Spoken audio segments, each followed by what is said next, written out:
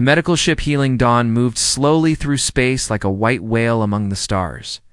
Inside its clean halls, Dr. Zixthera checked her equipment for the third time that morning. Her 6 thin arms moved with careful grace as she organized her medical tools.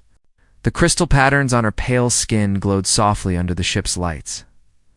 Dr. Zixthera was proud of her work. As the chief medical officer, she had saved lives across 12 different star systems. The Volthari people were known throughout the galaxy as the best doctors and healers. They had to be. Their own bodies were so fragile that even a small cut could become deadly if not treated quickly. The ship's computer, it made a soft chiming sound.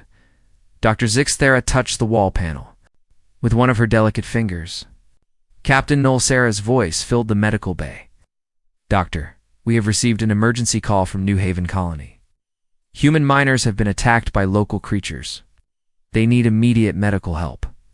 Dr. Zixthera felt her skin turn a worried shade of blue. Humans were still new to the Galactic Medical Coalition. She had only treated a few humans before, and their biology was strange compared to other species she knew. They seemed much stronger than they should be, but also much more reckless. "What kind of creatures attacked them?" she asked. "The colonists call them razor fangs, large snake-like predators with poisonous bites. According to our database, their venom kills most species within minutes." Dr. Zixthera's skin turned an even deeper blue. She had read about razor fangs in her medical studies. Her poison was one of the most deadly substances known to galactic medicine. No species had ever survived a full bite without immediate treatment, and even then, survival was not guaranteed. "How long ago were they bitten?" she asked. "The first attack happened over an hour ago." Dr. Zixthera's hearts both skipped a beat. An hour was far too long. If the humans had been bitten by razor fangs an hour ago, they were almost certainly dead already. Still, she had to try. It was her duty as a doctor. "Prepare the medical shuttle," she ordered. "I will need Dr. Quinvera and Dr. Sileneth to assist me. Also bring all of our antivenom supplies." Within minutes, the medical shuttle was racing toward New Haven Colony. Dr. Zixthera sat in the back, preparing her emergency equipment. 2 assistants, Dr. Quinvera and Dr. Sileneth, helped organize the medical supplies. All 3 doctors wore their finest protective gear. Even the air on an alien world could be dangerous to their delicate bodies. New Haven Colony appeared on their screens as a collection of simple metal buildings scattered across a rocky landscape. Mining equipment and large trucks moved between the structures. It looked rough and dirty, nothing like the clean, safe cities of the Volthari. Homeworld, the shuttle landed near the colony's main building. Dr. Zixthera and her team quickly gathered their medical equipment and stepped outside. The air was thick and smelled of dust and metal. Several humans were waiting for them near the landing pad. "Thank goodness you're here," said a woman with short brown hair. "I'm Lisa Chen, the colony administrator. We have several injured people who need help." Dr. Zixthera nodded and followed Lisa toward a large building that served as the colony's medical center. As they walked, she noticed that the humans around them seemed remarkably calm for people dealing with a deadly emergency. Some were even laughing and talking as they worked to repair damage from the attack. Inside the medical center, Dr. Zixthera saw several humans sitting on chairs and beds. Most had bandages on their arms or legs, but they were all conscious and alert. This was already strange. If they had really been bitten by razor fangs, they should be dead or at least unconscious. "These are the people who were bitten," Lisa said, pointing to the injured humans. "Jake Morrison over there got it the worst." The creature grabbed his whole arm. Dr. Zixthera looked where Lisa was pointing. A large man with graying hair sat on a supply crate near the window. He wore dirty work clothes and had a thick bandage wrapped around his right arm. Most shocking of all, he was smoking a cigarette and seemed completely relaxed. Dr. Zixthera approached the man carefully. Her medical scanner was already beeping with warnings as it detected traces of foreign substances in the air around him. "Excuse me," she said in her careful English. "You are Jake Morrison?" The man looked up at her with mild interest. His eyes were a bright blue color, and his face was weathered from years of hard work. "That's me," he said, taking another puff from his cigarette. You must be the doc, they called in. Appreciate you coming all this way. Dr. Zixthera activated her advanced medical scanner and pointed it at Jake. The device immediately began flashing red warnings. Her skin turned pale with shock as she read the results. "Sir," she said, her voice shaking slightly, "my scanner shows that you have razor fang venom in your bloodstream. This is a medical emergency. You should be dead." Jake looked down at his bandaged arm and shrugged. "Oh, this old thing. Now, one of them snake critters got me pretty good. Hurt like hell when it happened, but it's feeling better now." Dr. Zixthera stared at her scanner, certain it must be broken. According to every medical text she had ever read, Jake Morrison should have died at least 45 minutes ago. The amount of venom in his system was enough to kill a dozen Volthari. "When exactly were you bitten?" she asked. Jake thought for a moment. Must have been about an hour and 20 minutes ago. "I was checking the eastern mining site when this big snake thing came out of nowhere. Grabbed my arm before I could get away. Lucky Pete was there with his rifle, or it might have dragged me off somewhere." "An hour and 20 minutes?" Dr. Zixthera repeated weakly. She felt dizzy. This was impossible. Her medical training told her that Jake should have been dead within 10 minutes of the bite. "Yeah, it wasn't too bad though," Jake continued.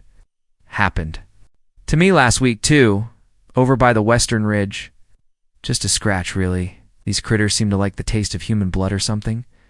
Dr. Zixthera's skin went completely white. "You were bitten last week as well?" "Sure was. Bigger snake?" "That time too. Left a nasty mark." Jake rolled up his left sleeve to show her another bandage. "Still healing up from that one. Takes a few days for the swelling to go down." The Velthari doctor felt her legs go weak. She had to sit down on a nearby chair. So razor fang bites in 1 week, and this human was sitting here smoking a cigarette. Like nothing had happened. It went against everything she knew about medicine and biology. "Sir," she said carefully, "I need to run some tests on you immediately. What you are describing is medically impossible. Razor fang venom has a 100% fatality rate. No known species has ever survived a bite without immediate medical treatment." Jake stubbed out his cigarette and looked at her with a confused expression. "Doc, I'm not sure what your books say, but I'm feeling fine. Little sore maybe, but nothing a good night's sleep won't fix. Besides, I've got work to do. These mining equipment won't repair themselves." Dr. Zixthera watched in horror as Jake stood up and lifted a heavy piece of metal machinery with his injured arm. He showed no signs of pain or weakness. If anything, he seemed stronger than most humans she had met. "This is not possible," she whispered to herself. "This cannot be happening." But it was happening. Jake Morrison had survived not 1 but 2 lethal snake bites, and he was treating the whole situation like it was barely worth mentioning. Dr. Zixthera realized that everything she thought she knew about human biology might be completely wrong. Dr. Zixthera sat in her temporary medical station inside the colony's main building. Her hands shook as she reviewed the test results for the 5th time. The numbers on her screen did not change, no matter how many times she looked at them. Jake Morrison's blood contained enough razorfang venom to kill 20 Valtheri. Yet he was outside fixing a broken mining drill like nothing had happened. She activated her communication device and called her medical ship. Dr. Quinvera's worried face appeared on the screen. Her silver skin had turned a pale gray color, which meant she was deeply concerned. "Dr. Zixthera, please tell me our equipment is broken," Dr. Quinvera said. "The readings I am getting from the human blood samples make no sense." "I wish I could," Dr. Zixthera replied. "But I have run every test 3 times. The results are the same. These humans have survived toxin levels that should have killed them instantly." Dr. Quinvera held up a small glass container filled with red liquid. "I analyzed Jake Morrison's blood sample. His white blood cell count is 10 times higher than any species in our medical database. His immune system is working at levels we have never seen before." Dr. Zixthera pulled up her computer. Files and connected to the Galactic medical database. She typed in razor fang venom and waited for the information to load. The screen filled with data she had memorized. During her medical training, species tested 847. Survival rate 0%. Time to death 2 to 15 minutes depending on body mass. Cause of death complete nervous system shutdown, followed by heart failure. No known cure, no known immunity. She stared at the words, no known immunity, for a long time. Then she looked out the window at Jake Morrison, who was now helping other miners load heavy equipment onto a truck. His bandaged arm did not seem to slow him down at all. Dr. Sileneth entered the medical station, carrying more test results. Her crystal skin was flashing different colors rapidly, which happened when Velthari were very confused or upset. "Doctor," she said, "I have finished testing the other human miners who were bitten. All of them show the same impossible results. High venom levels, but their bodies are breaking down the toxins faster than we can measure." Dr. Zixthera took the reports and spread them across her desk. 7 humans had been bitten during the attack. All 7 were not only alive but working. Normally, some were even joking about their injuries. "There must be an explanation," she said. "Humans cannot be immune to everything. No species is immune to everything." She decided to interview the other injured miners. Maybe they could help her understand what was happening. The first person she spoke to was Lisa Chin, the colony administrator. Lisa had been bitten on her left leg during the attack. The bite hurt a lot at first, Lisa explained as she organized supply reports on her computer. But the pain went away. After about an hour, put some of that healing gel we brought from Earth on it, and it stopped bleeding. "Have you ever been bitten by venomous creatures before?" Dr. Zixthera asked. Lisa thought for a moment. "When I was 12, I got bit by a black widow spider while camping with my family. My legs swelled up pretty bad, and I felt sick for a few days, but I got better. My mom said kids bounce back from that kind of thing." Dr. Zixthera made notes. On her tablet, black widow spider venom was also considered lethal to most galactic species. She had never heard of anyone, especially a child, surviving such a bite without advanced medical treatment. Next, she spoke to Pete Rodriguez, a mining engineer, who had been bitten on his shoulder. Pete was currently welding a broken piece of equipment, seemingly unaffected by his injury. "The snake thing got me good," Pete said without stopping his work. "But I've had worse. Last month I ate some bad seafood at the colony cafeteria and got food poisoning. Now that was rough. Spent 2 days in bed feeling terrible. This snake bite is nothing compared to that." Dr. Zixthera wrote down survived food poisoning in her notes. Food poisoning that lasted 2 days would require immediate hospital treatment. For any Velthari, most would not survive it at all. She continued interviewing the other miners. Amy Johnson, a geology specialist, mentioned surviving pneumonia. During a camping trip on Earth, she had been alone in the wilderness for 5 days, with a high fever, but recovered on her own. Bob Wright, an equipment operator, talked about getting struck by lightning while working on his farm as a young man. He laughed about how his hair stood up for weeks afterward. Each story made Dr. Zixthera feel more confused and worried. These humans were describing medical emergencies that would kill most galactic citizens, but they talked about them like minor inconveniences. They seemed to have no idea how dangerous their own lives were. She returned to Jake Morrison, who was now sitting outside the main building, eating lunch. His bandaged arm rested on the table as he ate a sandwich and drank coffee. "Mr. Morrison," she said, "I need to ask you more questions about your medical history." Jake looked up from his sandwich. "Sure, Doc. What do you want to know? You mentioned being bitten by these creatures twice. Have you suffered other injuries that might be considered serious?" Jake scratched his chin with his good hand. "Well, let me think. Got bit by a rattlesnake when I was 16. That one made me sick for a week. Had malaria a few years back when I was working in South America. Food poisoning more times than I can count. Broke my arm twice, my leg once. Got struck by lightning when I was 22. Dr. Zixthera stopped writing and stared at him. "Were struck by lightning?" "Twice, actually," Jake said, taking another bite of his sandwich. "First time was when I was 22, working construction. Second time was about 10 years ago during a thunderstorm. Made my hair stand up funny for a few weeks, but no permanent damage, though I swear I can feel storms coming now before they hit." Dr. Zixthera felt dizzy again. Lightning strikes were almost always fatal to Velthari. Their crystal-based biology could not handle electrical surges. Even humans, who seemed much sturdier, should not be able to survive being struck by lightning twice. How is this possible? She asked, more to herself than to Jake. Jake shrugged. Bad luck, I guess. Or maybe good luck, depending on how you look at it. My grandmother always said our family was too stubborn to die easy. That evening, Dr. Zixthera sat in her medical station reviewing all the data she had collected. She pulled up information about Earth, the human homeworld, and began reading about their evolutionary history. What she found made her skin turn, pale with shock. Earth was a death world. The planet was covered in venomous creatures, poisonous plants, dangerous weather, and deadly diseases. Humans had evolved alongside countless threats that would wipe out entire civilizations of other species. They had survived ice ages, volcanic eruptions, plagues, and natural disasters that would end life on most worlds. No wonder they were so tough. They had to be tough just to survive on their own planet.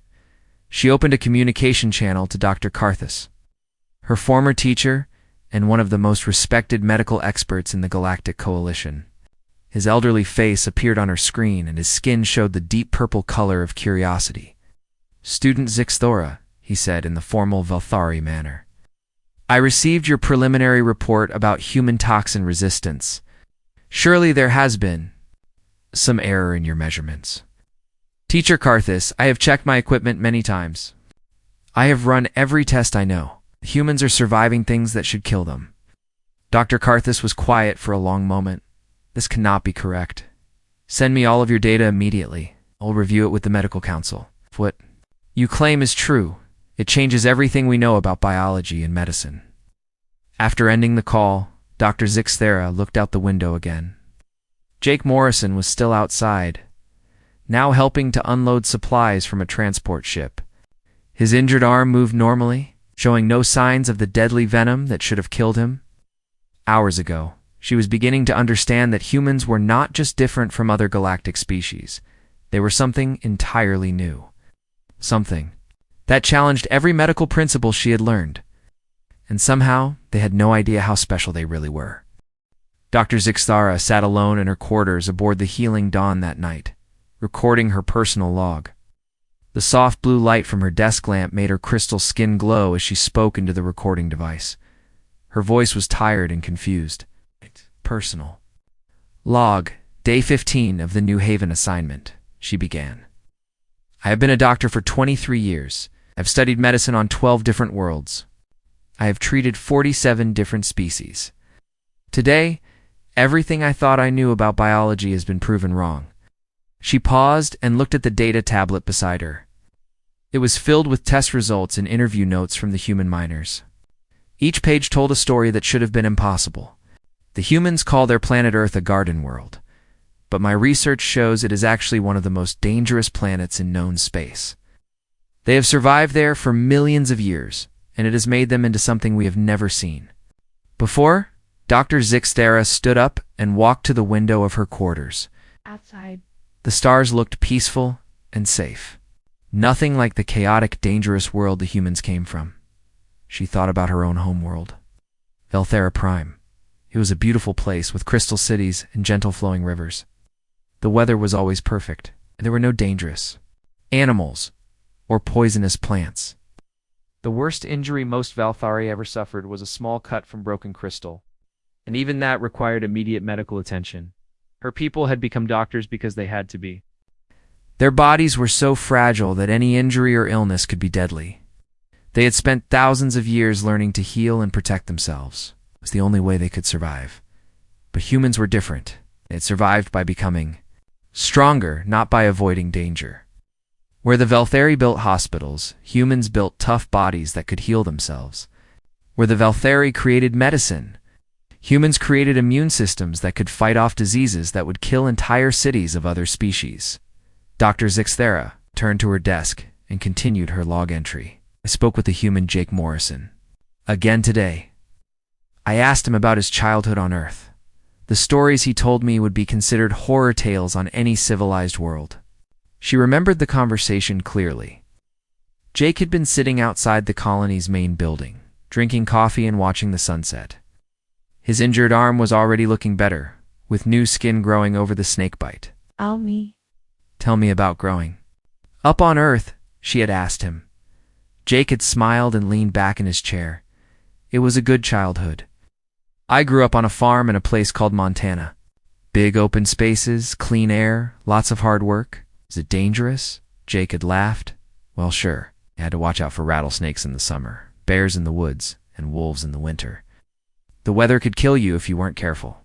Blizzards that could freeze you solid. Tornadoes that could pick up your house and throw it around like a toy. Dr. Zixara had written down every word. Rattlesnakes, bears, wolves, deadly weather. Yes. Any one of these things would require military intervention on most civilized worlds. Jake had grown up with all of them as normal parts of life. What about diseases? She had asked. Oh, the usual stuff. Chicken pox when I was 7, flu every few years, broke my leg falling out of a tree when I was 10, got a really bad infection from a rusty nail once. My mom just cleaned it out and put some medicine on it. I was fine in a few days.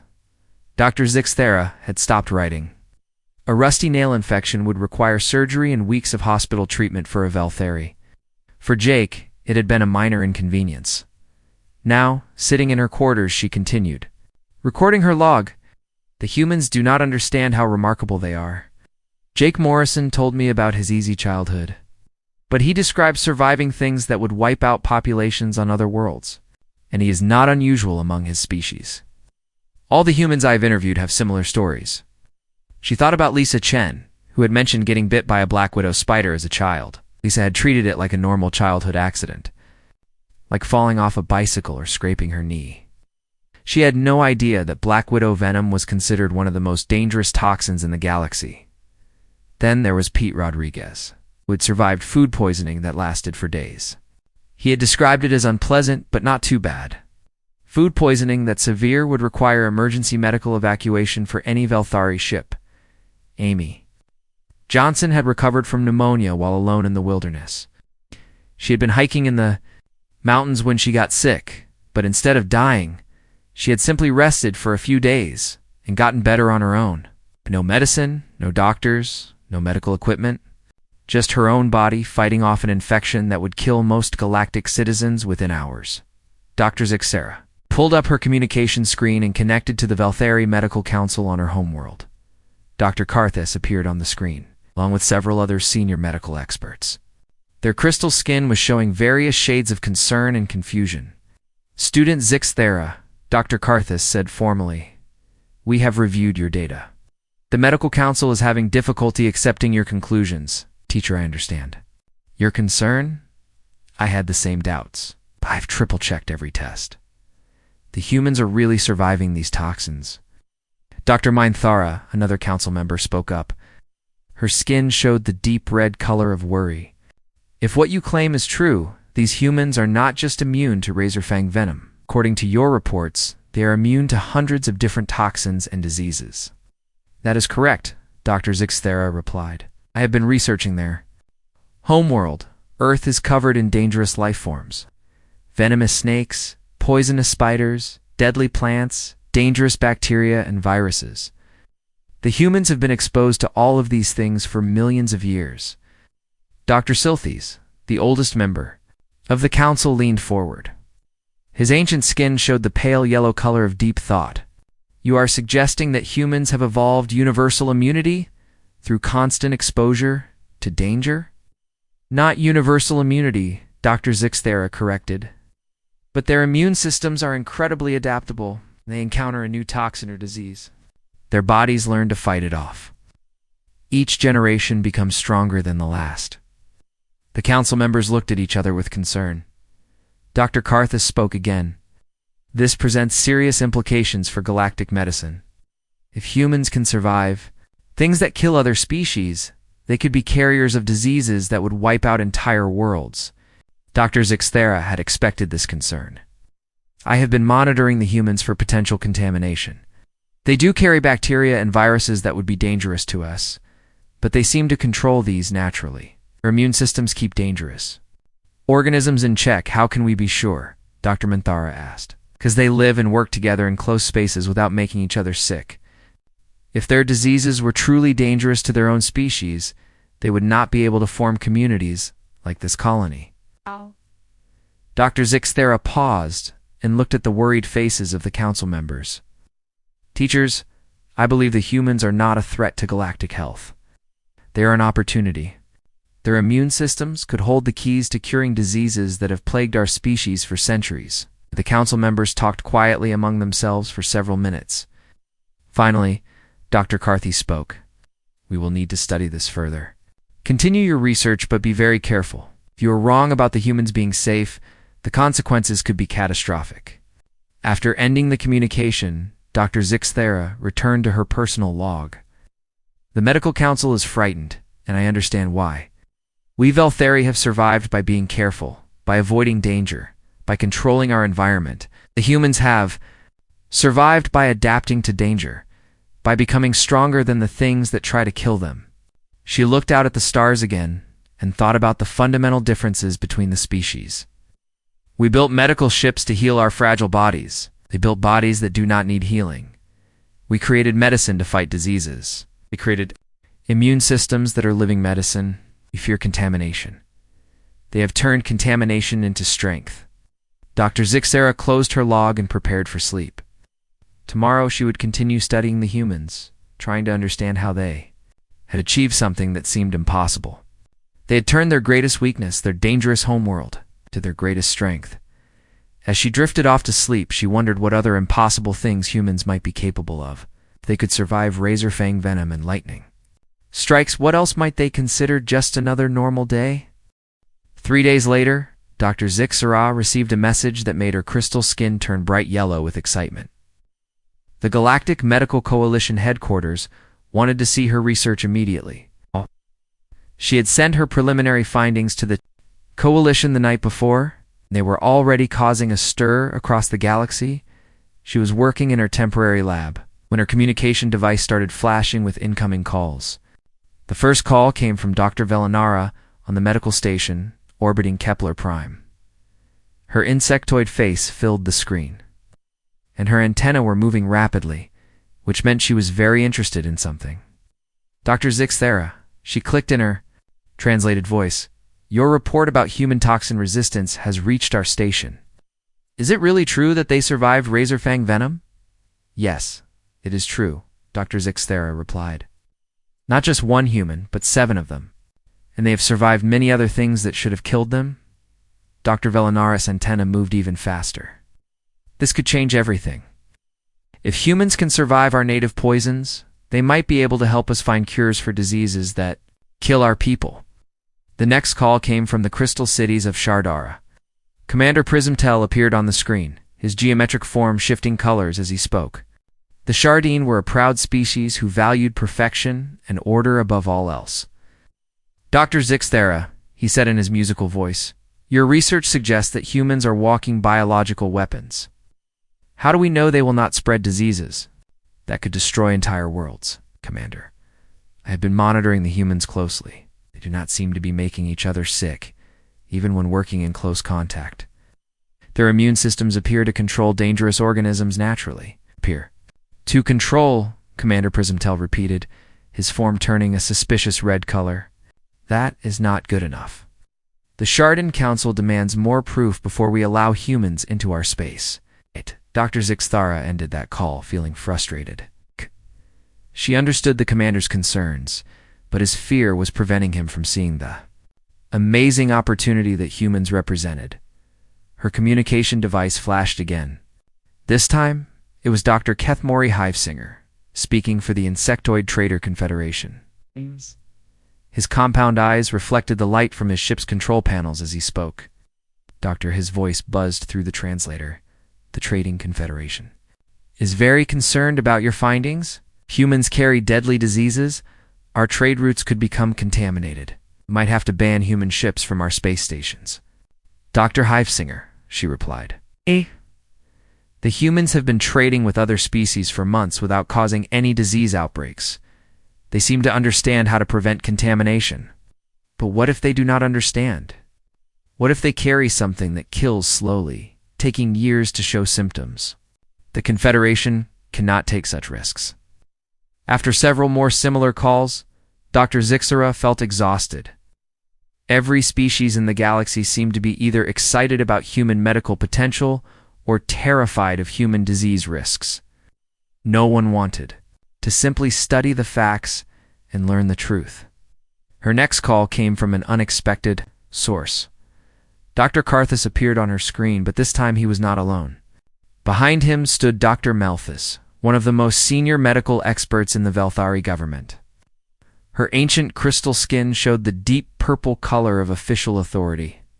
"Student Zixthera," Dr. Malthus said formally, "your research has reached the highest levels of our government.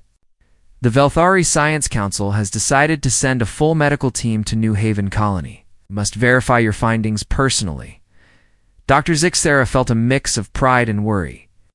Having the Science Council take interest in her work was a great honor, but she knew they would be very critical of everything she had done. "When will the team arrive?" she asked. "Dr. Karthus will lead a team of 5 senior medical experts. They will arrive tomorrow. Please prepare all of your data and test subjects for thorough examination." That evening, Dr. Zixthera met with Jake Morrison and the other human miners. She needed to warn them that more alien doctors would be arriving to study them, she found. Jake sitting outside the main building, drinking coffee and reading a book about Earth history. "Mr. Morrison," she said, "I need to tell you that more doctors are coming to study your immunity to the snake venom." Jake looked up from his book and smiled. "More doctors? That's fine with me. I'm not sure what all the fuss is about. Getting bit by a snake isn't that big a deal." Xthera sat down beside him. Mr. Morrison, I think you do not understand how unusual you are. Most species in the galaxy would consider your planet Earth to be completely uninhabitable. Dangers you grew up with would kill entire populations of other worlds. Jake scratched his head. "Really? Earth's not that bad." "Sure, you have to watch out for a few things, but it's a pretty nice place to live. It's good fishing, nice mountains, plenty of open space. You mentioned being struck by lightning twice. For my people, even one lightning strike would be instantly fatal, huh?" Jake said, taking a sip of his coffee. "I guess we're just used to it. My grandfather used to say that Earth makes you tough or it makes you dead, and our family was always too stubborn to die." Dr. Zixthera realized that Jake's casual attitude toward danger was shared by all the humans she had met. They simply did not understand how remarkable their survival abilities were. The next morning, Dr. Karthus arrived with his medical team. Dr. Zixthera met them at the landing pad and immediately noticed their advanced protective equipment. They wore full environmental suits and carried atmospheric filters too. Protect themselves from any dangerous organisms the humans might be carrying, Dr. Karthus approached her with careful steps. "Student Zixthera, we are here to conduct a full investigation of your claims. We have brought the most advanced medical equipment available to Velthari science. Teacher, I am ready to show you everything I have discovered." The investigation began immediately. Dr. Karthus and his team set up a complete mobile laboratory inside the colony's main building. They brought machines that Dr. Zixthera had only seen in the most advanced medical facilities. Jake Morrison was the first human they examined. He sat patiently while the team ran test after test on his blood, checking for toxins, diseases, and genetic abnormalities. Dr. Karthus watched the results appear on his screens with growing amazement. "This is impossible," he muttered as he studied Jake's blood chemistry. "Toxin levels should have killed him days ago, but his body is breaking down the venom faster than our equipment can measure." Dr. Silmara, another team member, was examining Jake's immune system. "Teacher Karthus, look at these white blood cell readings. This human's immune system is operating at levels we have never recorded in any species." Dr. Karthus turned to Jake, who was reading his book while the doctors worked around him. "Human Jake Morrison, have you taken any medicine or treatments for your snake bite?" Jake looked up from his book. "Nope, just put some bandages on it and let it heal naturally. That's what we usually do for small injuries like this." "Small injuries," Dr. Karthus repeated weakly. He turned to Dr. Zixthera. "Student, this man has enough venom in his system to kill 20 of our people, and he calls it a small injury." Team spent 3 days testing all the humans who had been bitten by razor fangs. Every test confirmed Dr. Zixthera's original findings. Not only were the humans surviving the deadly venom, but their bodies were actively learning from the experience, building stronger defenses against future attacks. On the final day of testing, Dr. Carthius called Dr. Zixera into his temporary office. His crystal skin showed the pale blue color of deep confusion.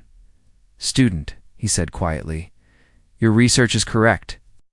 These humans are surviving things that should be impossible to survive. But this creates a problem for the Galactic Medical Coalition." "What kind of problem, teacher?" "If word spreads that humans are immune to most known toxins and diseases, every species in the galaxy will either want to study them or fear them. Some will see them as medical miracles, others will see them as biological weapons." Dr. Zixera had not considered this aspect of her discovery. "What should we do?" Dr. Carthius looked out the window at Jake Morrison, who was helping to load mining equipment despite having been poked and prodded by medical instruments for 3 days straight. "We must be very careful about how we share this information. The wrong people could use human biological data to create weapons. The right people could use it to save lives across the galaxy." That evening, as Dr. Carthius prepared to return to Valtheri space with his team, he gave Dr. Zixera new orders. "Continue your research, but do it quietly. Study how human immunity works, but do not share the details with anyone outside the medical coalition. This discovery is too important and too dangerous to become public knowledge yet." Dr. Zixera watched the medical team's ship disappear into space and wondered what would happen next. She had started this investigation expecting to save a few dying humans.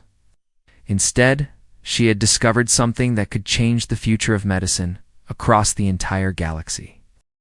6 months after Dr. Zixera first met Jake Morrison, the New Haven colony looked completely different. What had started as a simple mining operation was now the most important medical research facility in the galaxy. Ships from dozens of different worlds came and went regularly, bringing scientists and doctors who wanted to study human biology. Dr. Zixera stood in her new laboratory, watching Jake Morrison give his morning blood sample to Dr. Velinara from Kepler Prime. It was his 143rd blood sample since the research began, but Jake acted like it was just another part of his daily routine. "Morning, Doc Vel," Jake said cheerfully, as the insectoid doctor carefully drew blood from his arm. "How's the research going?" Dr. Velinara's antenna wiggled with excitement. "Very well, Mr. Morrison. Your blood samples have helped us develop 3 new medicines for my people. Diseases that killed thousands of my kind every year are now curable thanks to your immunity data." Jake shrugged, happy to help, though I still don't understand what makes my blood so special. It's just regular human blood as far as I know. Dr. Zixera smiled at Jake's continued confusion about his own importance. Even after months of being studied by the galaxy's best scientists, he still thought he was just a normal person doing normal work. The research facility had grown far beyond what anyone had imagined. The main building now housed laboratories for 12 different alien species. Each lab was designed to study how human immunity could help solve medical problems that had plagued the galaxy for centuries. In the Shardine Crystalline Laboratory, scientists were using human immune system data to develop new treatments for crystal rot, a disease that had killed millions of their geometric people. The Kethmorian sectoid researchers were studying how human bacteria could help fight the hive plague that sometimes wiped out entire trading colonies. Even Commander Prismtel of the Shardine had changed his opinion about humans. He now visited the facility regularly, bringing sick members of his species to be treated with medicines developed from human biological data. Dr. Zixera walked through the facility, checking on the various research projects. In one lab, Dr. Quinvera was working with Lisa Chen to understand how humans recovered from radiation exposure. Lisa had volunteered to share data about a time she had been exposed to radiation during a mining accident on Earth. The humans call it a minor exposure, Dr. Quinvera explained to her research team. But the radiation levels would have killed any Velthari within hours. Lisa Chen recovered completely within 2 weeks with no lasting effects. In another lab, Pete Rodriguez was helping Dr. Hivesinger study how humans fought off bacterial infections. Pete had shared blood samples from when he had food poisoning, and the researchers were amazed by how quickly his immune system had eliminated dangerous bacteria. This human's white blood cells destroyed harmful organisms 10 times faster than any species we have studied. Dr. Hivesinger buzzed to his assistants. We are developing new antibiotics based on his immune response patterns. Dr. Zixthera found Jake Morrison in the main laboratory, where he was talking with Amy Johnson about their latest medical tests. Amy had become another important research subject after doctors discovered she had survived 12 different diseases that would be fatal to most galactic species. The docs want to know about that time I got bit by a coral snake in Florida, Amy was saying to Jake. Apparently coral snake venom is one of the deadliest toxins they know about. Jake nodded. I remember coral snakes from when I lived in Texas. Nasty little things. How long were you sick? About 3 days. Had a fever and felt pretty weak. But I got better on my own. The doctor here nearly fainted when I told him that story. Dr. Zixthera approached them with a data tablet in her hands. Mr. Morrison, Ms. Johnson, I have some news about your latest test results. Jake looked up from his coffee. What did you find this time, Doc? Your immune systems have adapted again. After being exposed to razor fang venom 6 months ago, your bodies have developed even stronger defenses. If you were bitten by the same creatures today, you would probably not even feel sick. Amy laughed. That's how it usually works for us. Get sick once, and your body figures out how to handle it better next time. My grandmother used to say that every disease that doesn't kill you makes you stronger. Dr. Zixthera marveled at how casually the humans discussed their incredible adaptive abilities. What they considered normal biological functions were revolutionary discoveries for galactic medicine. That afternoon, Dr. Zixthera received a communication from the Galactic Medical Coalition headquarters. Dr. Malthus appeared on her screen, but this time, her ancient crystal skin showed the bright gold color of great satisfaction. Dr. Zixthera, she said formally, the Medical Coalition has voted to establish the New Haven facility as the primary center for adaptive biology research. You have been promoted to Director of Human Medical Studies. Dr. Zixthera felt her skin turn bright yellow with joy. Thank you, Director Malthus. I am honored by this appointment. Your research has already saved millions of lives across the galaxy. The medicines developed from human immunity data have cured diseases that we thought were incurable. You should be very proud of your work. After ending the communication, Dr. Zixthera went to find Jake Morrison. She wanted to share the news with the person who had made it all possible. She found him outside the main building, sitting in his usual spot and watching the sunset over the alien landscape. Mr. Morrison, she said, sitting down beside him, I have been promoted to director of the entire research facility. Jake smiled and raised his coffee cup in a toast. Congratulations. Doc, you've earned it. All that hard work studying us weird humans has paid off. Mr. Morrison, can I ask you a question that has been bothering me for months? Sure, go ahead. Why do humans never seem impressed by your own survival abilities? You have helped save millions of lives across the galaxy, but you act like it is nothing special. Jake was quiet for a moment, looking out at the busy research facility that had grown up around the mining colony. Alien scientists hurried between buildings, carrying samples and data that could revolutionize medicine for dozens of species. Guess it's because we've always had to take care of ourselves, he said finally. Us. Earth doesn't give you much choice in the matter. You adapt to what life throws at you, or you don't make it very long. We learned a long time ago that complaining about problems doesn't solve them. He took a sip of his coffee and continued. Besides, we've got work to do. This mining operation isn't going to run itself. Now we've got all these alien doctors depending on us to keep their research going. Work doesn't wait for a little thing like being called a medical miracle. Dr. Zixthera laughed, remembering the first time she had heard Jake use that phrase. Back then, he had been talking about surviving a deadly snake bite. Now he was talking about revolutionizing galactic medicine. Mr. Morrison, you said something similar 6 months ago when I first met you. Did I? Well, it's still true. We humans are pretty good at getting things done, even when the universe seems determined to kill us, maybe especially then. As the sun set over New Haven, Dr. Zixera watched the research facility continue its important work. In the laboratories, human volunteers were helping alien scientists develop new medicines and treatments. In the mining sections, human workers were extracting resources that would fund medical research across the galaxy. Jake Morrison finished his coffee and stood up to head back to work. Even after becoming the most studied human in galactic history, he still had mining equipment to repair and schedules to maintain. "See you tomorrow, Doc," he said with a wave. "Try not to discover anything too shocking while I'm gone." Dr. Zixera watched him walk away, still amazed by human resilience. Not just their ability to survive impossible things, but their ability to treat the impossible as routine. Jake Morrison had survived dozens of deadly encounters, helped revolutionize medicine for multiple species, and become the most important research subject in the galaxy. To him, it was just another day at work, as she prepared to return to her laboratory. Dr. Zixera realized that this was perhaps the most remarkable thing about humans. They didn't just survive the impossible, they made the impossible look easy.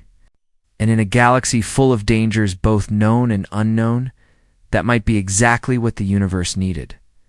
The next morning, Jake Morrison would give his 144th blood sample, help train a new group of alien researchers, fix a broken mining drill, and probably survive something else that should have killed him. For him, it would be just another ordinary day. For the rest of the galaxy, it would be another step toward a future where diseases that had killed billions could finally be cured.